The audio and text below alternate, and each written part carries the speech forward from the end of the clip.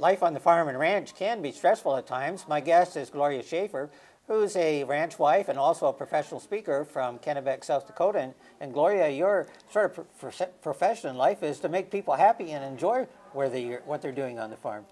Absolutely. We just don't tend to have enough fun in our life, Doug, and that is an element that'll just bring so many benefits to us if we take time to have fun and enjoy what we're doing. And the first step is to think about what you are thankful for. Absolutely. Fill your life with gratitude, because we always say, what's in it for me? Well, what's in it for me, Doug, is that when your life is filled with gratitude, it helps you have good health and it helps you have balance, and it's not a natural, so you got to practice. Take time sharing with people why you appreciate and why you respect them. But I also want to say, take time to appreciate and respect yourself. There are a couple of key things there. First of all, the gratitude. There could be as simple a thing as telling somebody if they're conducting a meeting, they did a good job at that, being the chairman of a meeting, for example.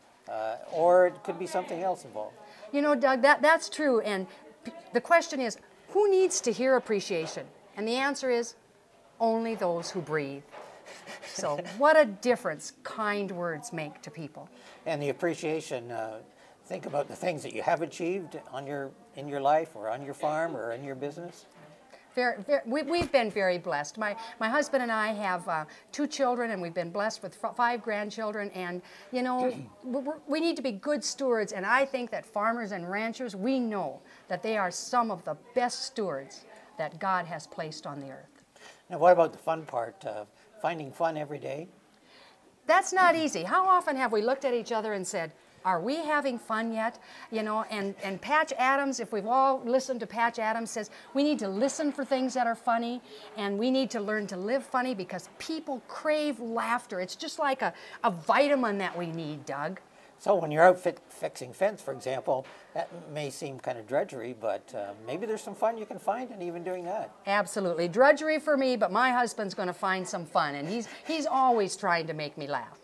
So we show gratitude to other people and appreciate ourselves, enjoy things, have fun. What's the next step? Put joy at the center of our lives, because joy energizes us. Find joy in the common, the ordinary, the little things in life, because they're all around us. And joy, like I said, gives us energy.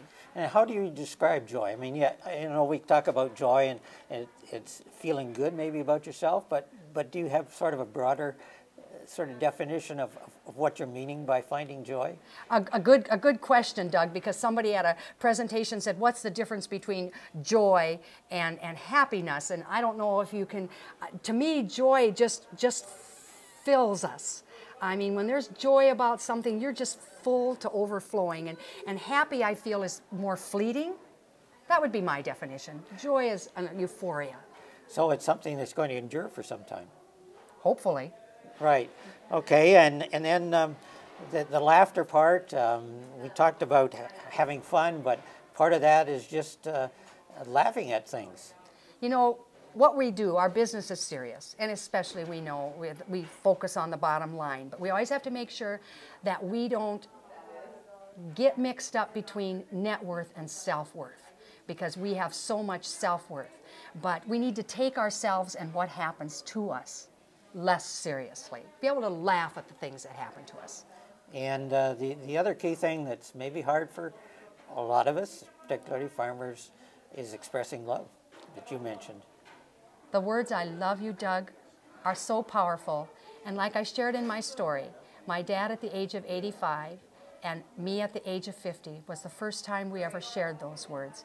And so I just encourage people, don't wait. Love is strength. Love is tough, and it helps us be tough in a tender way. Can you give us some insights on your ranch? You know, you have the daily things, probably like checking cattle or moving cattle or getting them fed. What are the things on your ranch that you think about every day, you and your husband, to go through these various steps? You know, Doug, I don't want to tell you that maybe you need a life-changing experience, but being a cancer survivor, you know, it's the little things that so appreciative of, because we don't have anything state-of-the-art on our place. But I can find gratitude and joy, and even in the people that we work with, like your husband, the people in your ag business. Appreciate every moment and don't wait to have a life-changing experience. I like to say I'm a way better person now than I was before. I like to say that cancer was a blessing for me in our daily business.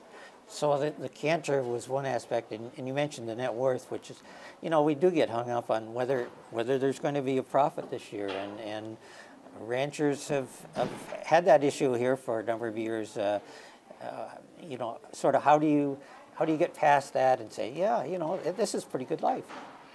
That's not an easy one to get past, but I think when you fill your life with gratitude, it helps you find the good, and you have to look for the good in every situation and every person. And I think with gratitude, being so thankful, it will help us maybe to concentrate more that our self-worth has more value than our net worth. Those two things are intimately tied together here, gratitude for others and for yourself. Absolutely, Doug. It's been a joy to have you here at the Women in Ag Conference, Gloria, and thanks a lot for sharing your enthusiasm for life with us. Thanks a lot. It's a blessing, and I thank you for this opportunity. A wonderful, wonderful event, Doug. Thanks, Gloria.